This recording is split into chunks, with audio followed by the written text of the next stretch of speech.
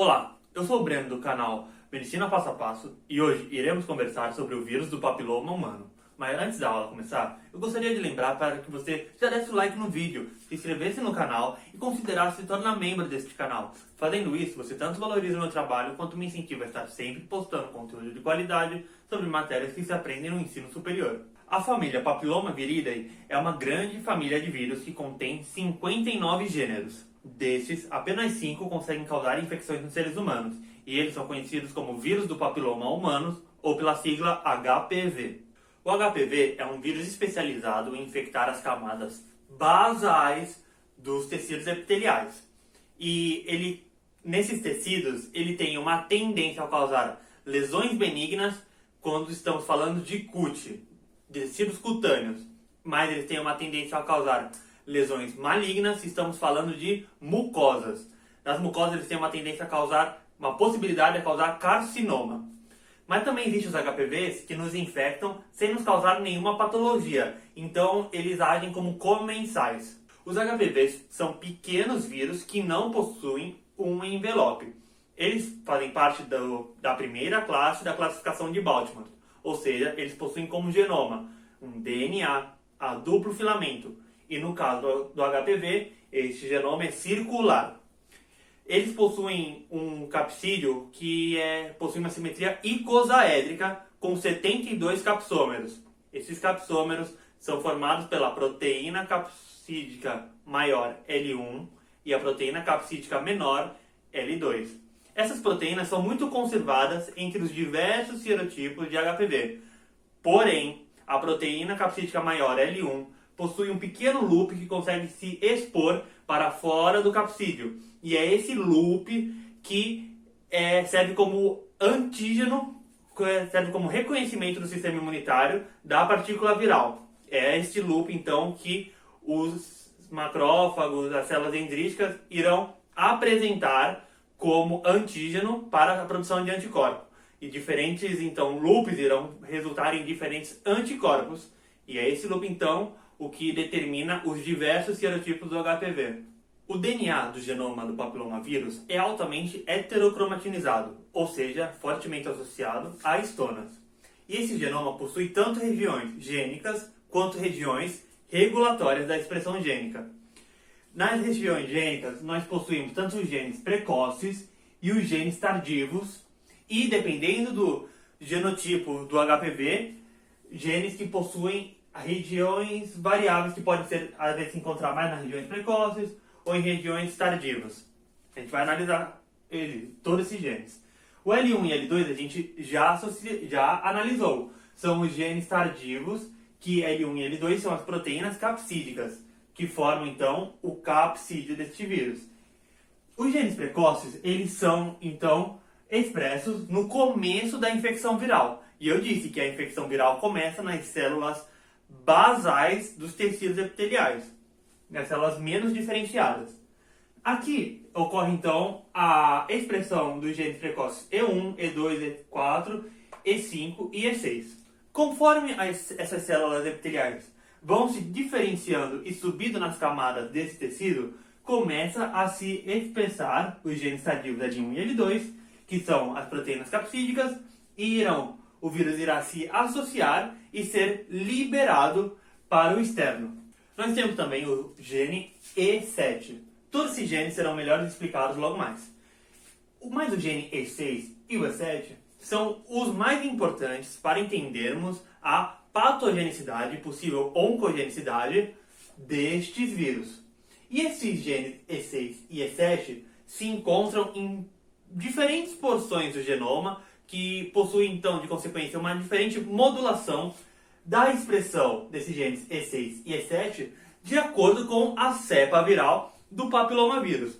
E, sendo esses os mais importantes para a patogenicidade desses vírus, isso se explica o porquê alguns papilomavírus são mais patogênicos que outros, porque alguns expressam mais intensamente esses genes do que outros. O gene E1 possui uma atividade helicásica ATP dependente, que é necessário para o reconhecimento do material genético viral e o início da sua síntese, da sua replicação.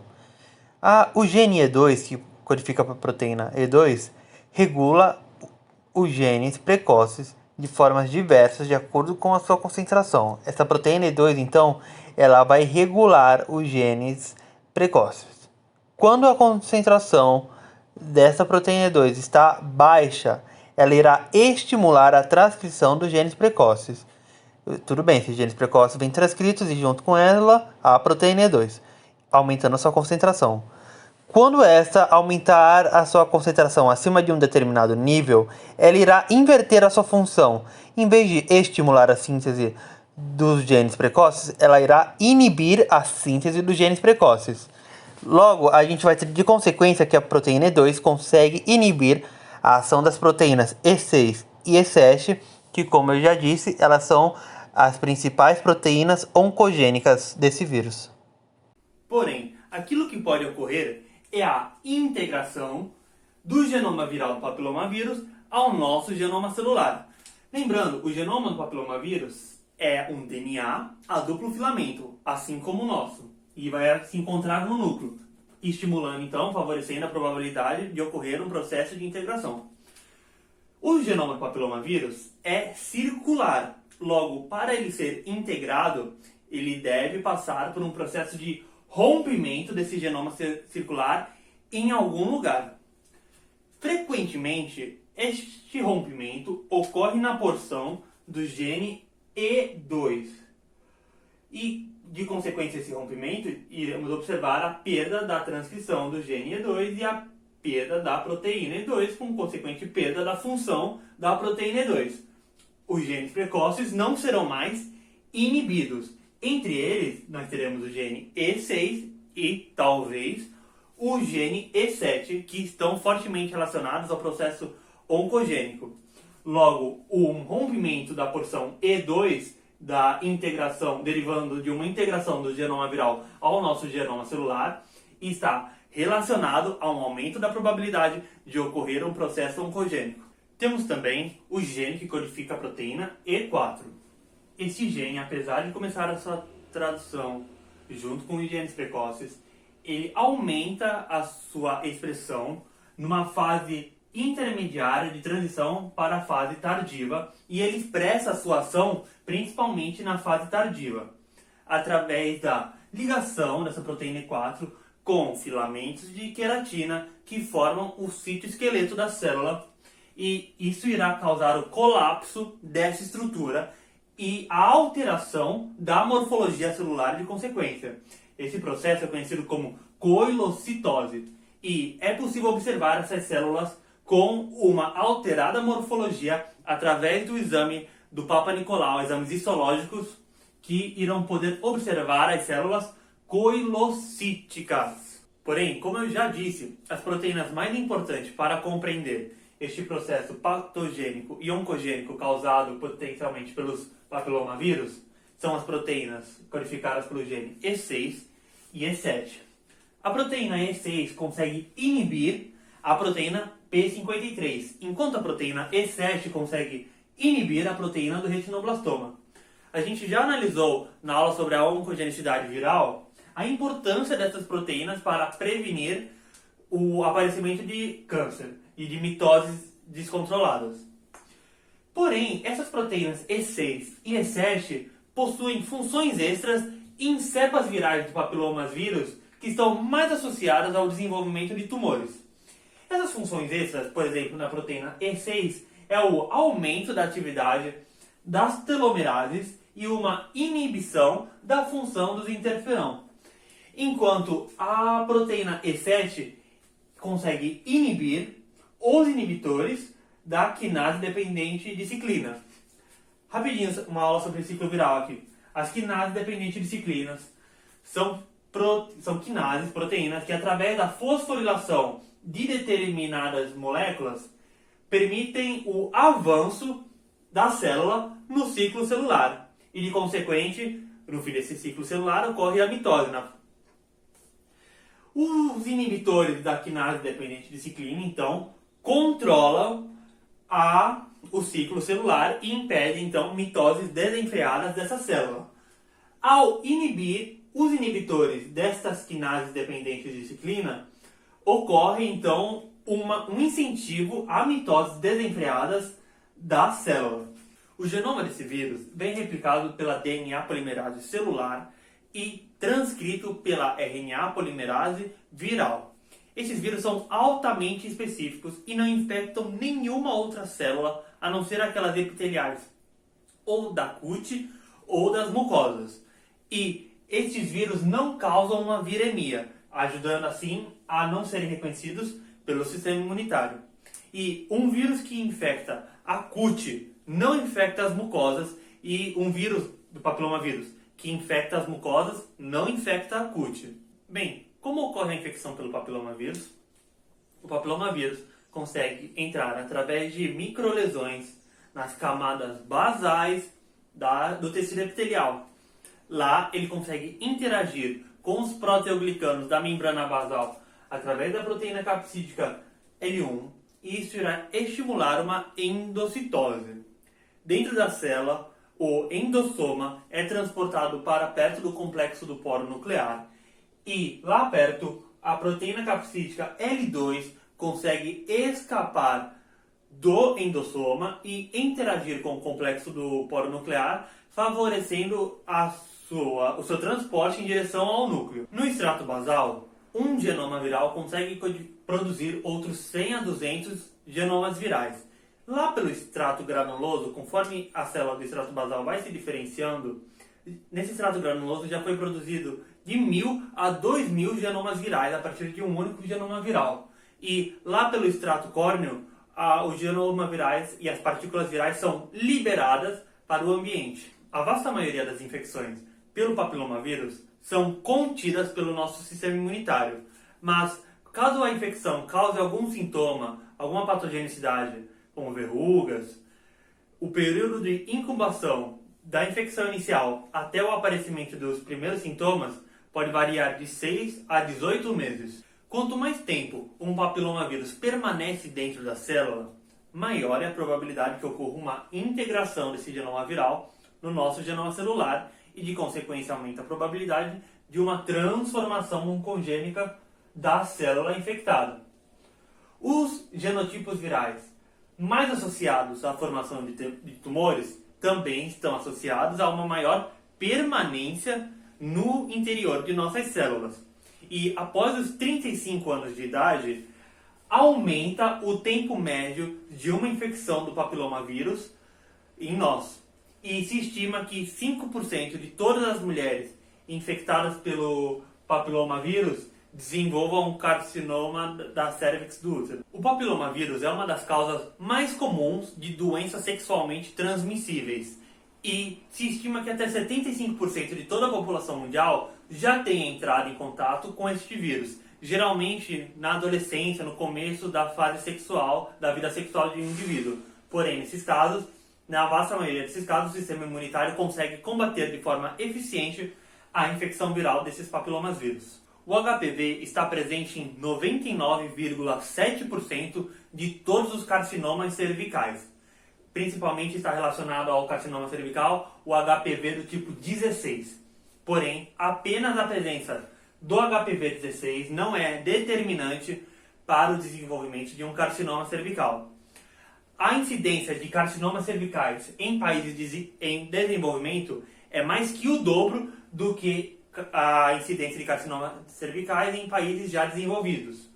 Esse número é de 17 a cada 10 mil indivíduos em países desenvolvidos, enquanto em países não desenvolvidos esse número é de 40 a cada 10 mil indivíduos.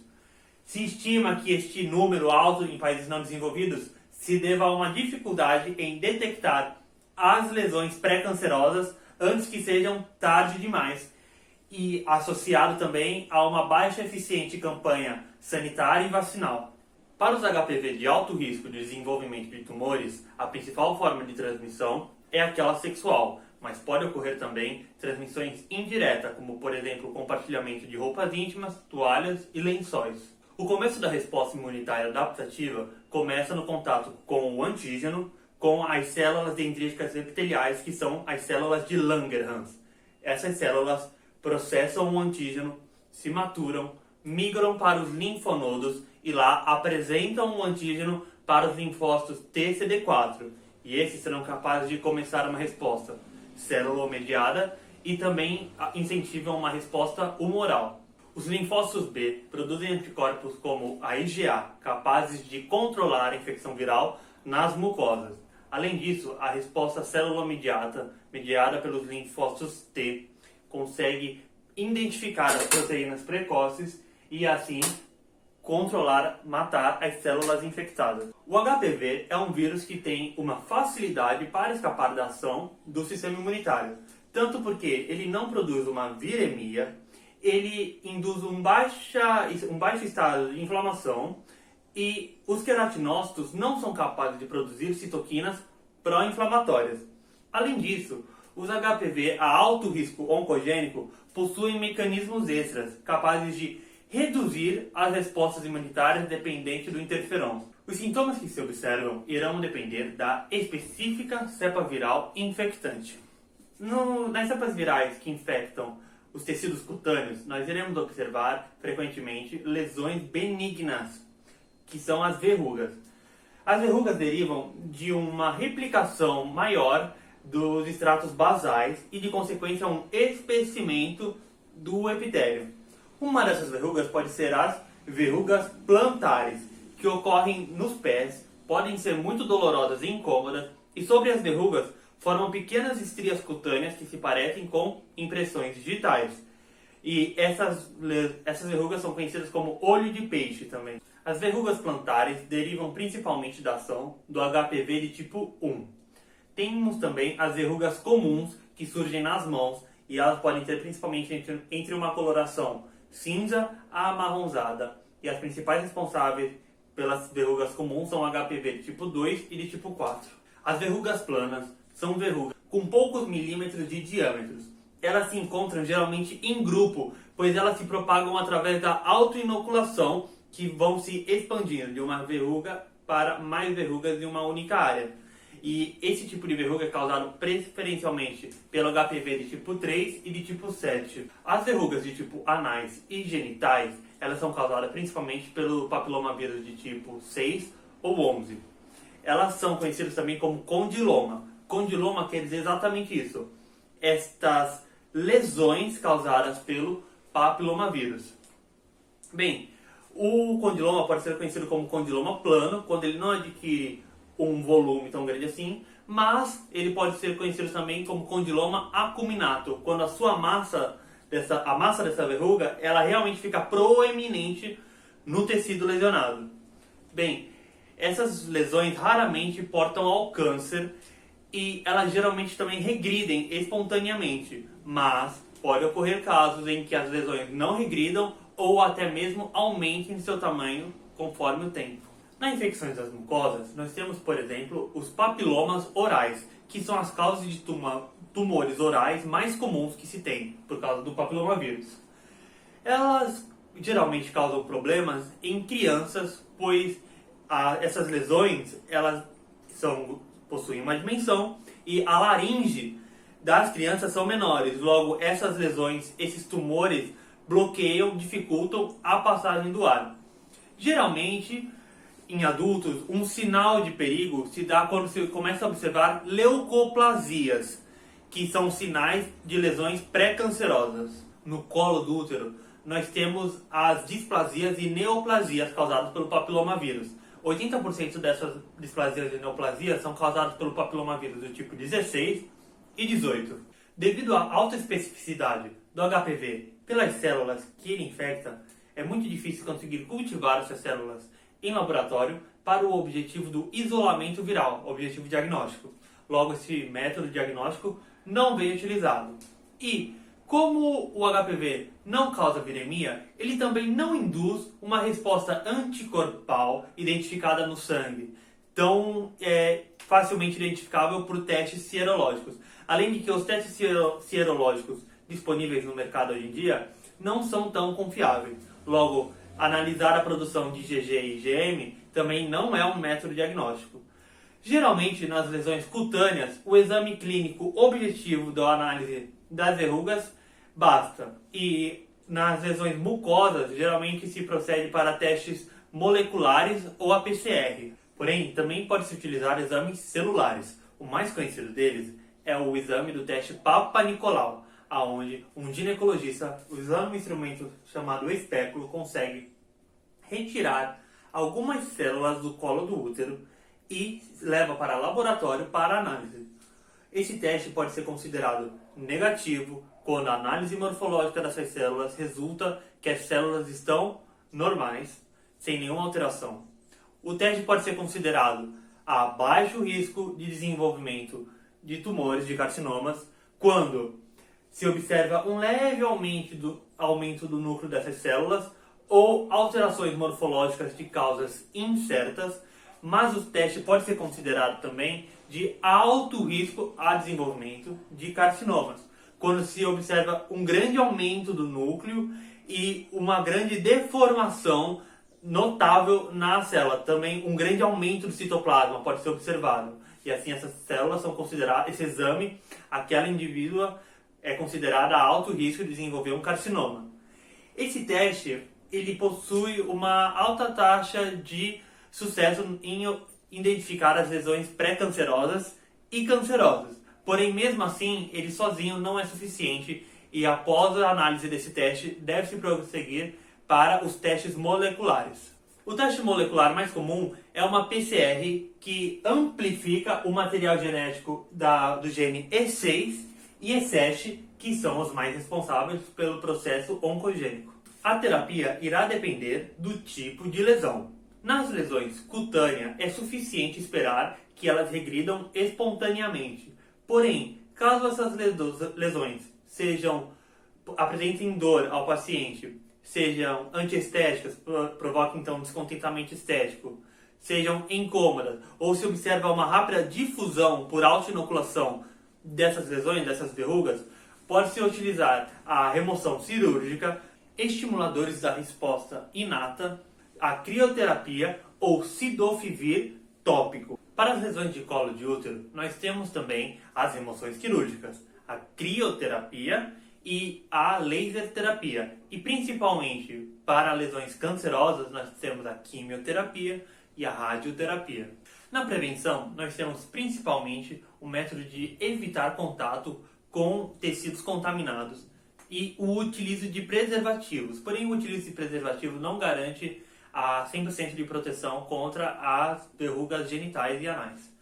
Bem, existe a vacina, a vacinação contra os tipos de HPV que mais causam processos oncogênicos, como o serotipo do HPV 16 e o 18. A vacina é composta apenas pela proteína capsídica maior L1.